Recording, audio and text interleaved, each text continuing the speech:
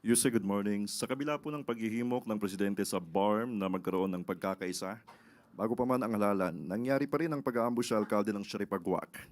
Luckily, nakaligtas po siya. Now, what steps is the national government taking to ensure the safety of all local officials and to address political violence in Mindanao, especially po sa BARM? At ano po ang mensahe ng palasyo pagkatapos po ng pangyayaring ito? Una-una po, kinukondena po ng Pangulo ang nangyaring yan. At dahil sa kanya pong pag-uutos at direktiba, agad-agad din pong kumilos ang DILG, pati po ang PNP. At pinupuri nga po ng DILG Secretary, John Vicar Remulla, ang mabilisang pagresponde ng Police Regional Office, Bangsamoro Autonomous Region sa nasabing insidente.